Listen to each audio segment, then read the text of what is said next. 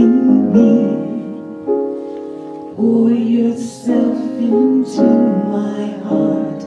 Whoa, wonderful Spirit. Pour yourself in me. Pour yourself into my heart. Whoa, wonderful Spirit. Pour your joy. Pour your joy in me.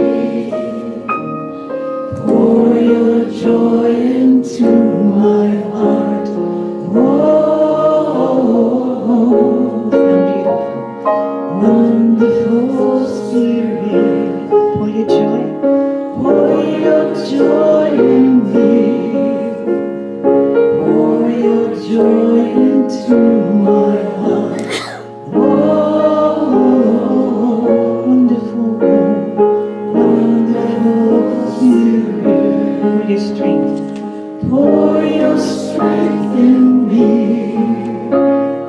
Pour your strength into my heart. Whoa, wonderful, wonderful Spirit. Pour your strength. Pour your strength in me. Pour your strength into my heart. Whoa, wonderful, wonderful Spirit. Pour your love. Pour your love in me. Pour your love into my heart. Whoa, wonderful, wonderful Spirit. Pour your love. Pour your love in me. Pour your love into my heart.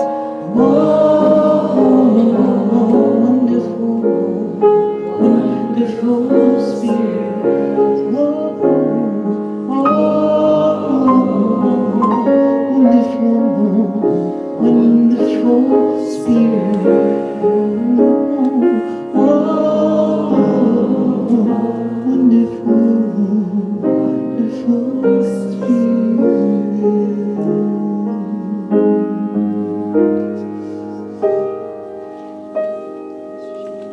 Thank you so much. So, looking at this is a lesson we all have to remind ourselves. Looking at our difficulties and challenges and heartache and pain, we have to make a conscious effort to change that, right? Mm-hmm. And Pastor Jones is going to talk about the sugar of it all, changing that lemonade into something. And I went to West Africa because I had not seen my mother-in-law for 25 years, and she passed away. And it was our prayer that that would not happen till we got back. So a very painful, painful journey all the way around the world. But we decided to put some sugar in there, let God use that, and spent much time reuniting with family. Little kids I hadn't seen in a long time. Now they're mothers and fathers and graduates, and just reconnecting and praying with multitudes of people. And so turning that very painful sad occasion into lemonade, into joy. I just was so honored to get the call from Bremerton to be here, because the sermon means so much to me. Because I just experienced that, and I'm sure you all have experienced that. So I want to sing this song, and it's called You, like you, right? After doing all that, I always go, what? But Tatiana Monet is a young 20-something-year-old, and she sings this song, Like You, and it ministers into so many people, not just young people, young and old. And I had a niece who was feeling deep, dark depression, and she said, listening to this and praying, help me get out of that dark place, Auntie. And I looked at this sermon and I knew that it's something that needs to be shared far and wide. So I hope you enjoy it. Like you. Tatiana Monet. Monet.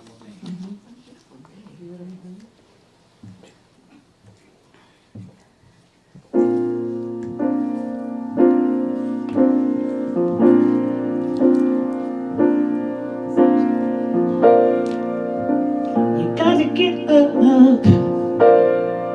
You gotta get up and make a move. 'Cause the world won't never see you till you do. No, they don't really care what you're going through, but you got to show them. You gotta show the real you. You gotta give them what you got. Don't let them see what you're not. 'Cause you are strong. You are wise.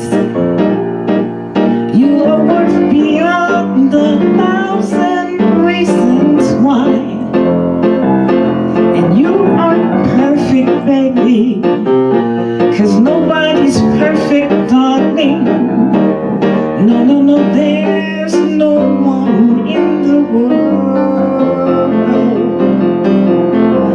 like you.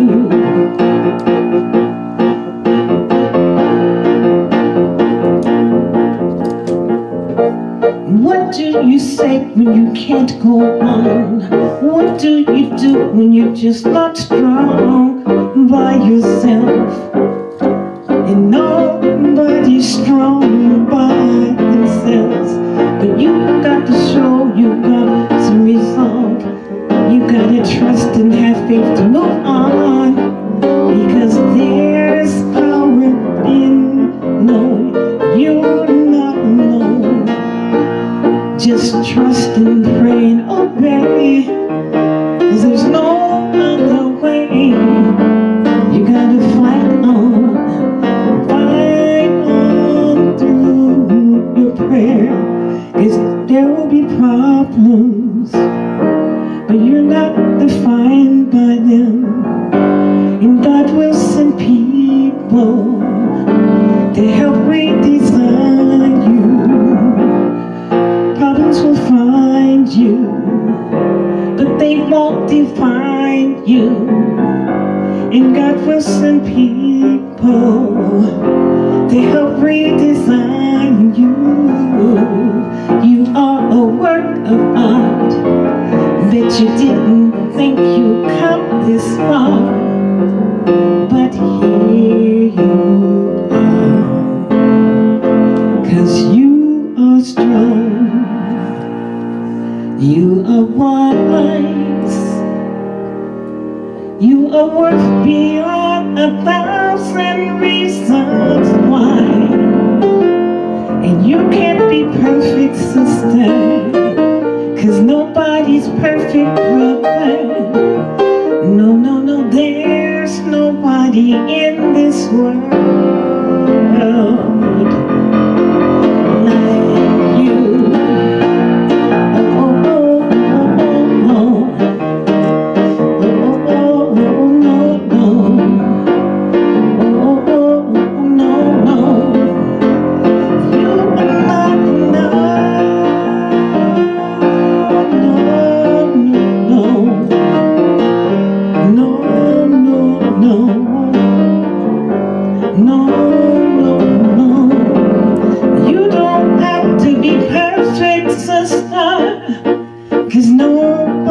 Perfect, brother. There's nobody have to deal with life. Oh no.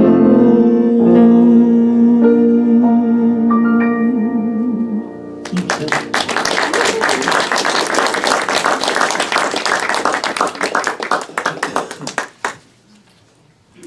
That was awesome. And now, Mr. Larry Davis.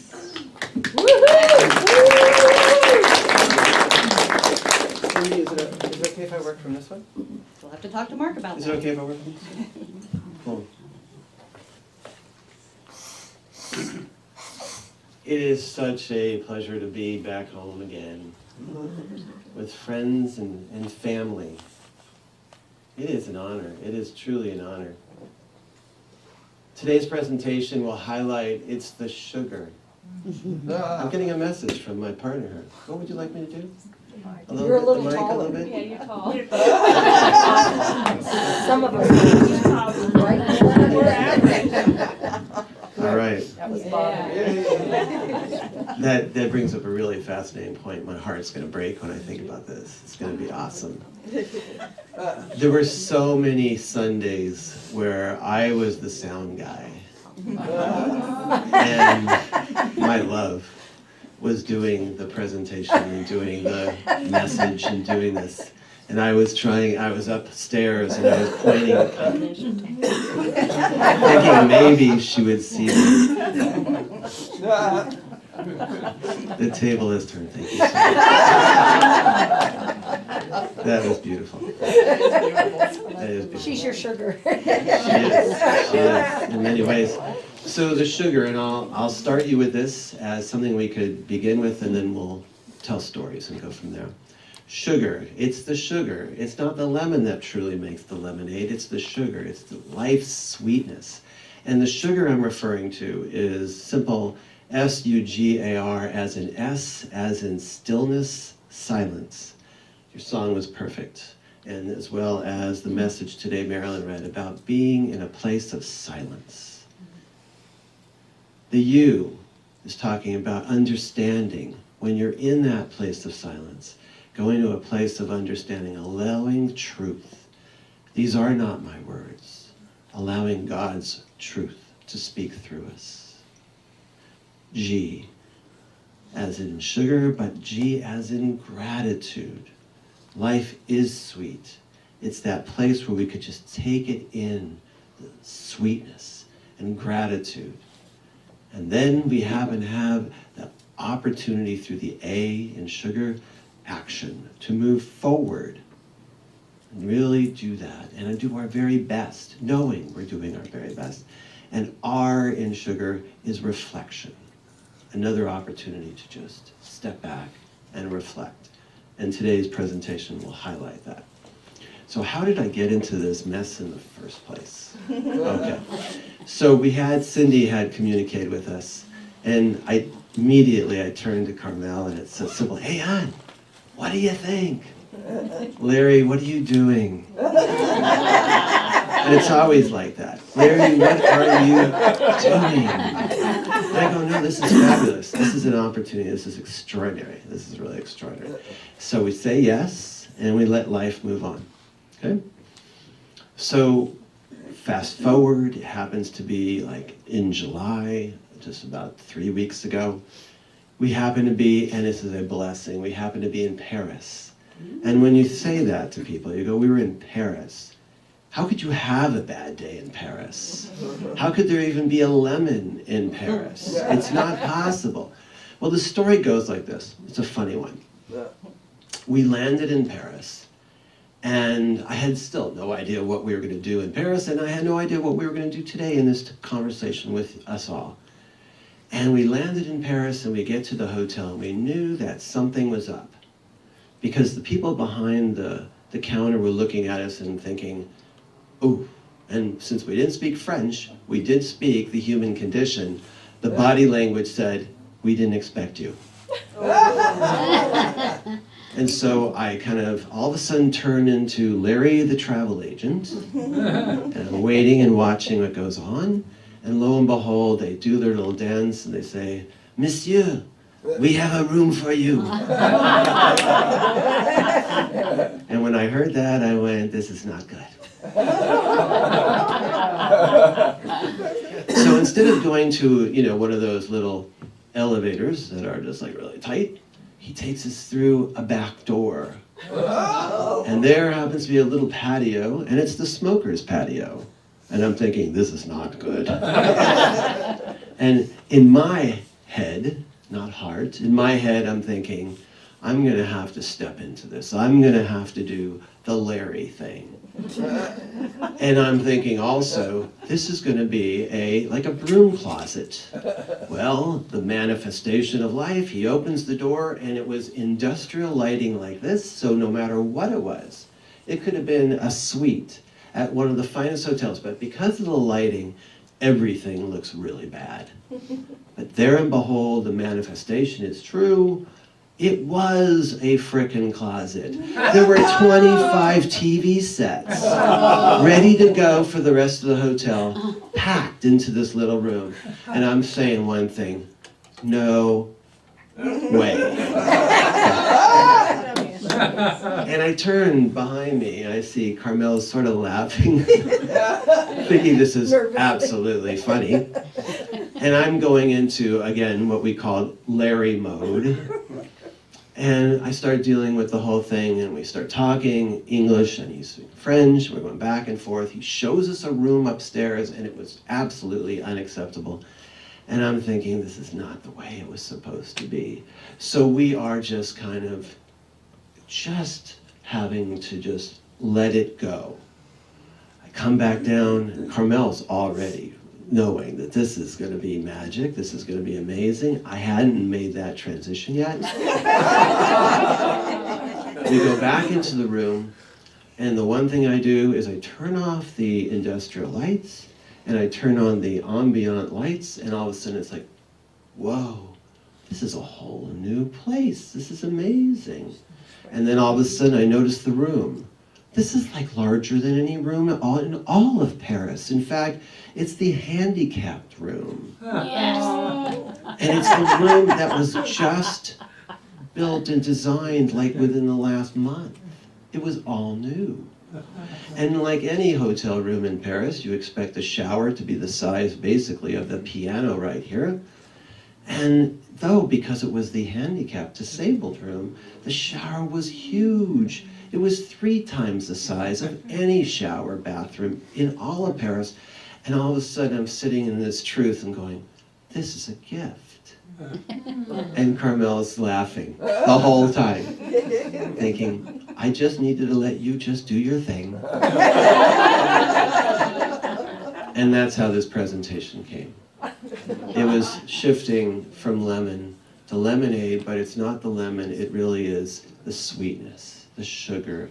And we talked about it for a few days, and if the coin toss went another way, she'd be the one doing this presentation today. But I am the winner of today's coin toss, so And you are a winner. But it is really, it's a matter of, it's perspective. And that perspective, it goes deep in terms of how we find ourselves in that little funny place where we're going, oh my gosh, life is just throwing us lemons.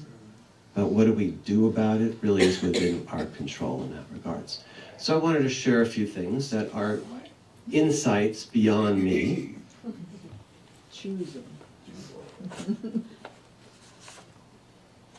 That are related to just when life throws you lemons.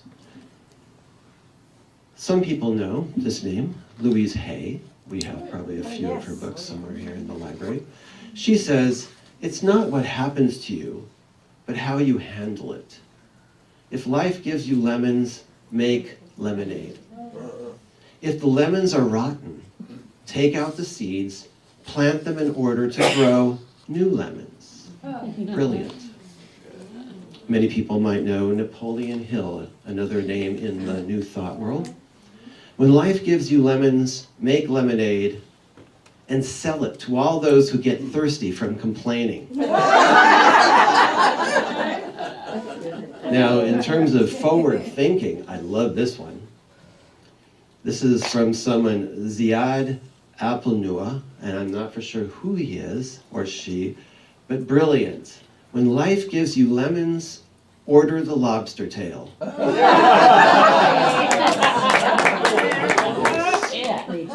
And then Grace Helbig says, when life gives you lemons, you exchange them at the store for something more edible. Pretty pragmatic in that regards.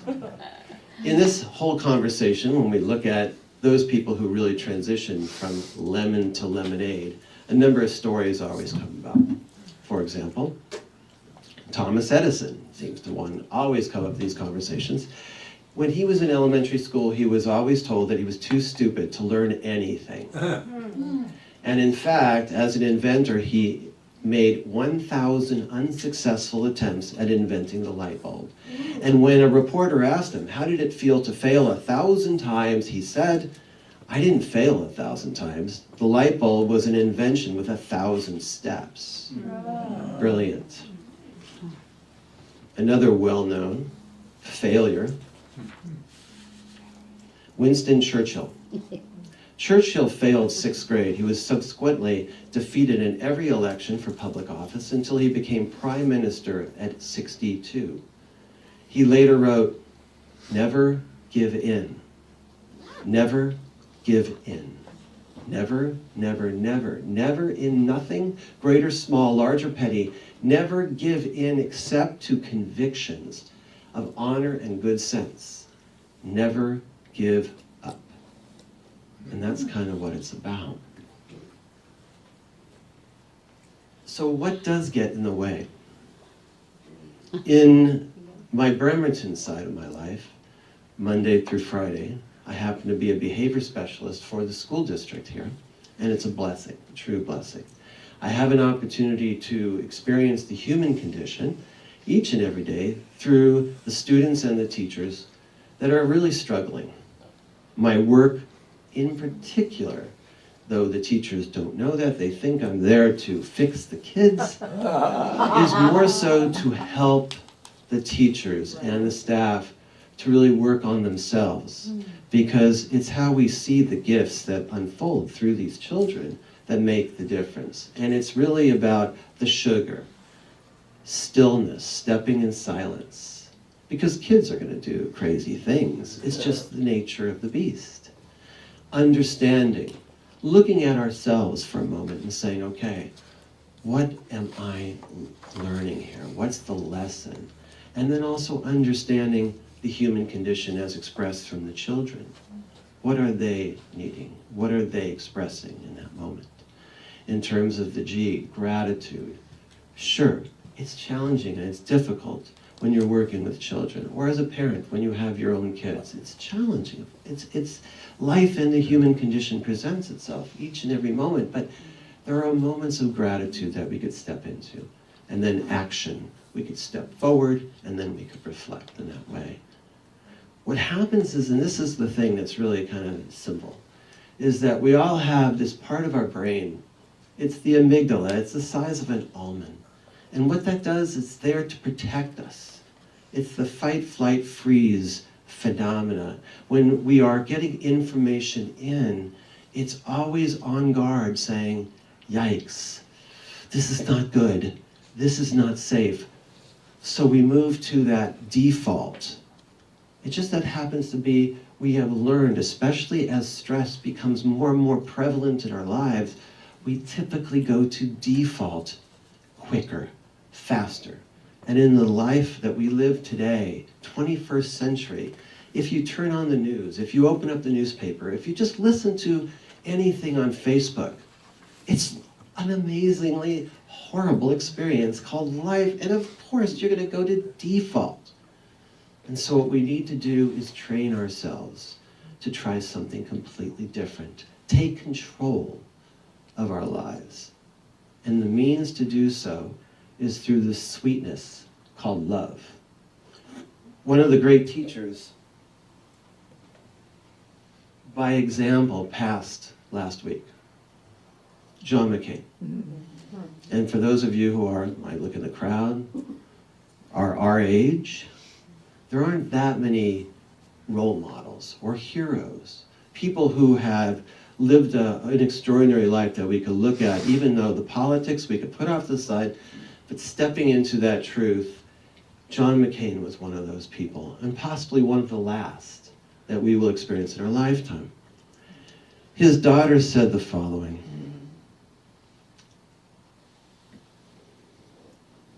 I'm going to find that right here. She says, Today I want to share with you where I found out who John McCain truly was. And it wasn't in the Hanoi Hilton. It wasn't in the cockpit of a fast and lethal fighter jet or on the campaign trail. John McCain was in all those places, but the best of him was somewhere else. The best of John McCain, the greatest of his titles, and the most important of his roles was as a father. And she closes us out, this little particular part of the eulogy.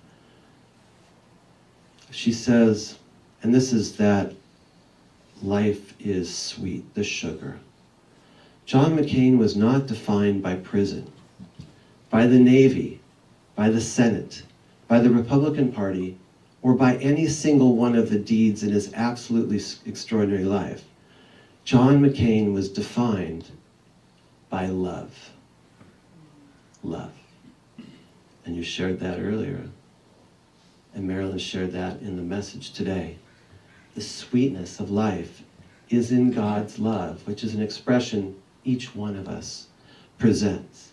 It's just that little almond-sized piece of our brain, the amygdala, when it all of a sudden gets information, it triggers to default.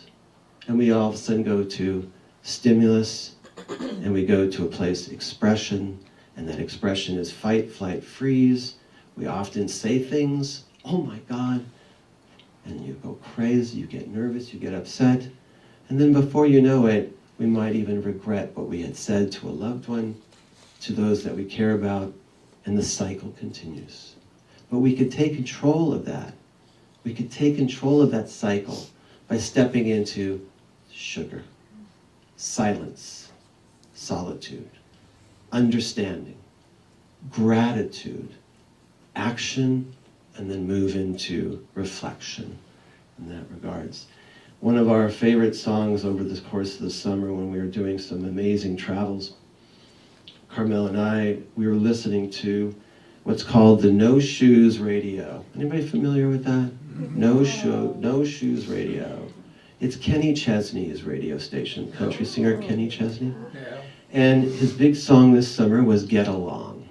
And he says, this is fabulous. He goes, to get along on down the road, we've got a long, long way to go. Sometimes we're scared to live, sometimes we're scared to die, but we ain't perfect, but we try. And then his message is, get along while we can. Always give love the upper hand. Always give love the upper hand. And that takes effort. To take default, fight, flight, freeze, and push that aside, and move into a place where we go silent. We go to a place of understanding. And most importantly, we go to a place of gratitude. And then we move forward. Since this is family, I could stand here and go, there are some people who in a relatively short period of time, they have stepped into this, that sweetness. For example, I said to you earlier, but I will say this publicly, Nora. Nora is a person that when I first came to the Unity Church 8 years ago, you had this within you. You had this thing within you called God's will, but you knew you were going to be that person. But Nora being the president or the vice president, or Nora being the chaplain, the prayer chaplain, it didn't seem like it was you, but you stepped into it. And now I'm sitting there in just complete gratitude going, Nora is funny as hell.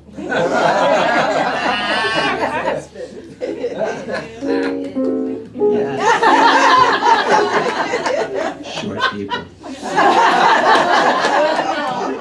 Which this is wonderful because compared to Carmel, I'm a short person. Thank you. But I wanted to say that, and we all have those Nora moments where we step into the truth. Thank you, though. I just am so impressed with that. In 2010, when I started being a member of the Unity Church in Bremerton, I was a different person than who I am today. And at that time, I was writing a book, and the book was Love, Understanding, and Other Best Practices. And this book at that time defined a place where I was heading. Not maybe so much where I was living, but where I was heading. And the issue of love and understanding, the sugar, the sweetness of life. But I want to share a story because this is an amazing one. Life throws you lemons, but it's what you do with it that makes the difference. And we'll conclude on this story, and then I'll pass it on to my partner. Okay? This is about a student that I happened to have met when I was a principal many years ago. And the message here is, this is a young man who truly, truly went from lemons to lemonade. A few years ago, I ran into Lucas at the local supermarket after a long spell without seeing one another. When you live in a small town like I do, especially if you were a former elementary principal, you take notice of kids as they grew up through the years. What caught my attention the most was that standing before me in the frozen food section was a living example of a true role model, a hero. I heard through the grapevine that Lucas performed two tours of duty in Iraq and returned home uncertain of a third deployment in Iraq, applying for college or a different path altogether. All I knew was that the young man I was talking to demonstrated an extraordinary level of self-confidence way beyond his years. Years ago, when I first met Lucas, he was a regular in the principal's office. He was one of those kids who spent endless hours under my supervision, for he was always in trouble of some kind. Lucas had ADHD and dyslexia, a double dose of learning disability. As a sixth grader, he was constantly aggravated by the fact that he could not read. As he progressed through the school system without support, the challenges of reading increased, and so did his frustration. He was a teacher's nightmare. He was not only intelligent, but it was also confrontational and unwilling to put up with anything that seemed unfair or unjust. If he didn't like something or didn't want to do the activity, he would speak his mind. Between my office and recess, he was frequently out of the classroom. Recess was another story in itself. Since finding the gifts within and building upon strengths is at the core of true advocacy, it may have been difficult identifying Lucas's gifts and blessings within the typical school setting. He was simply unsuccessful in the regular classroom. In looking back, it was at recess where we started to see and discover his true calling. Unlike others who got into fights for selfish purposes or bully-like tendencies, Lucas was the recess guardian, protecting the less fortunate, tormented, or easily picked on kids. He was their protector. Since I was the principal, these actions at recess caught my attention. It made absolute sense that he would one day join the military and unselfishly serve and protect others to the National Guard. After Lucas left the elementary program, I am aware of some trials and pitfalls that continue to haunt him throughout his middle school. As with most ADHD students, he found that school often reflected a square peg in a round hole mismatch. For Lucas, the breadth of his school experience was all about failure. And he was on the path toward truancy and early dropout until one summer when his life truly turned around. After another school year of suspensions and failing classes, it was agreed that Lucas was better off staying with his father on a family property in another state in Oregon. As proposed, he would be able to work off his excess energy with ample acreage and forget about school for a while and then be able to move on. No one imagined that his daily swim in the local creek would lead to a major life change. Apparently, Lucas jumped head first into the creek and hit bottom, fracturing his spine. As a result, he was immediately fitted with a spinal injury device restricting all movement for 6 months, except for one, and that movement was rowing. So the story continues. He picked up rowing as a new vocation, lemons to lemonade, loved it. At the same time, his family was asking the question, what are we going to do with him? He's got to go back to school. And at that time frame, the Canadian dollar and the US dollar was such a disconnect, where anything that you bought in Canada was such a discount. His family found a school in Canada that happened to have two features. One, it was a school for the learning disabled. Two, they had one of the finest rowing programs in all of Canada. And Lucas took that lemon and turned it into lemonade, because the truth within him, God's gift, was he was to do something big and different. So he went to Canada, very successful, and he became a member of the junior Canadian rowing team. And when he graduated high school, he had a choice: continue with Canada and go into rowing, but he had this other choice within him. God spoke this other truth, the recess truth. He was a protector, a guardian. So he went into the National Guard and served in Iraq. Today, Lucas is a true role model. He is a member of the local fire department, serving his community as an emergency medical technician. His gift of service has found a remarkable outlet that back in grade school in the recess playground was a cause of suspension and discipline. In addition, also, Lucas mentors local athletes as the head coach of the junior rowing club. Clearly, he's giving back to a sport which in many ways saved his life. Who would imagine that a tragic diving accident would lend to an extraordinary path? Lemon to lemonade. And it's all about life is sweet through the sugar in that regards. We all have an opportunity to speak truth that presents itself through Nora, thank you, and Lucas, and through each one of us.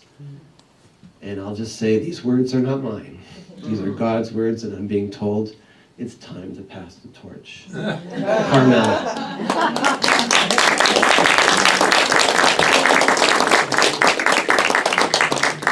Truly, there are no accidents.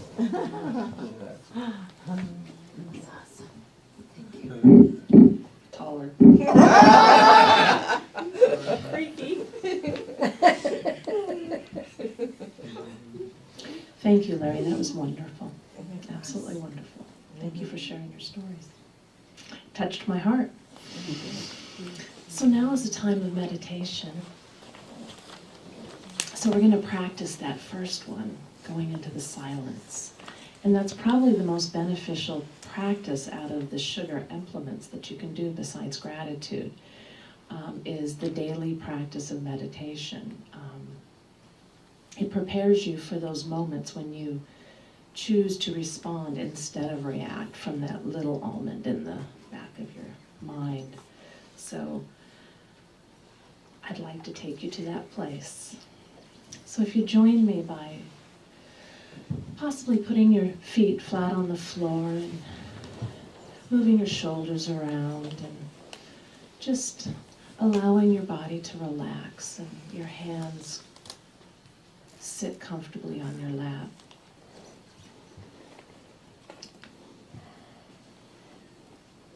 And now I invite you to take a deep breath in, allowing it to fill your lungs completely. And as you release that breath, allow your shoulders to relax a little bit more. Breathe in deeply again and relax.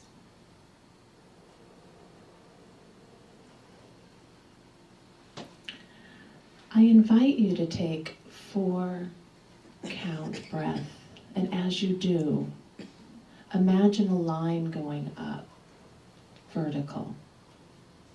And then you're going to hold that breath for 4 counts and imagine a line going across, horizontal. And then when you release the breath, 4 counts, imagine a line going down, vertical. And then you're going to breathe out and imagine a line going horizontal. This is a practice of block breathing. It's a practice that you can do at any time when you're feeling a little out of sorts. It immediately puts you back into a space of heart. So I will walk you through it. Breathe in 4 counts. Hold for 4 counts. Breathe out for 4 counts. Rest for 4 counts. Continue to do that as you imagine a box in your mind's eye in front of you. Continue to breathe and relax. And now I invite you to visualize a heart in the center of that square. Continue to breathe.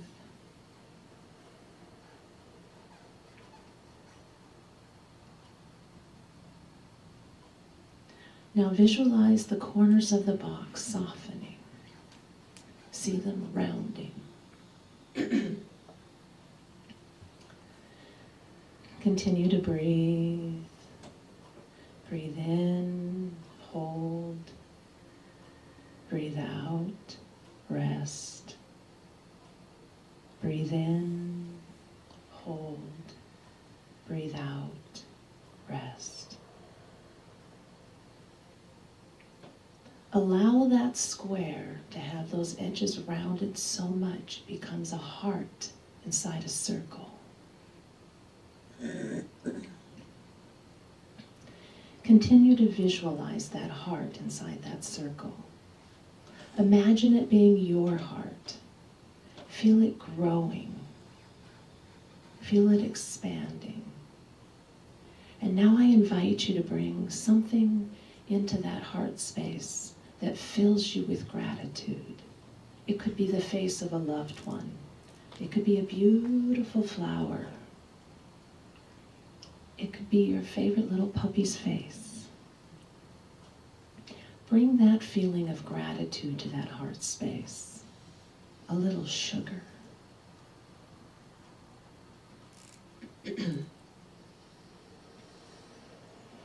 Feel it expanding. Feel it expanding in the warmth of your own personal heart. Feel that warmth in your chest. Feel it building.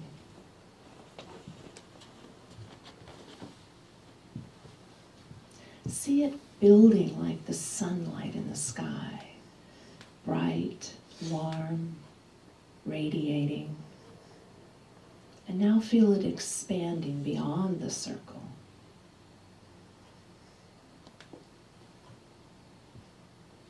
Just feel it as bright as it possibly can be.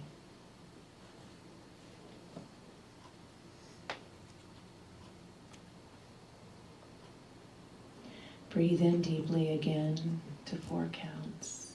Hold for 4 counts. Breathe out for 4 counts.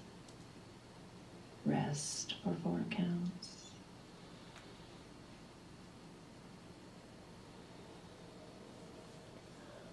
Now in that heart space, I'd like you to listen to these words from the Dalai Lama.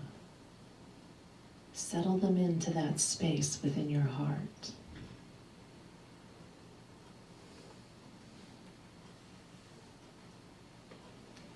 Every day, think as you wake up.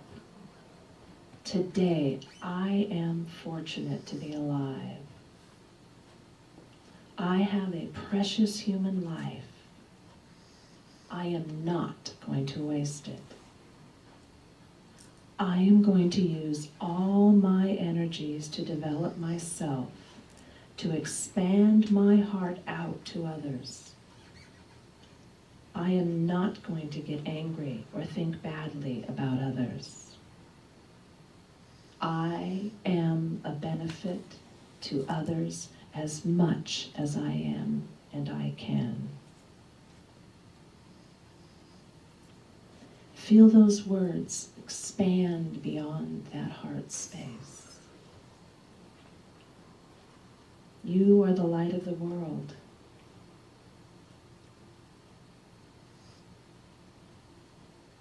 Take your sugar and shine. Be happy. Be grateful. Be awesome. And shine your light brightly.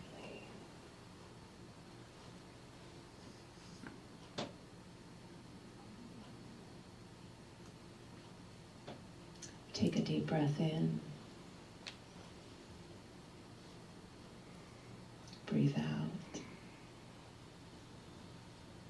You are the light of the world. Bring that light back into the room and expand it. Thank you.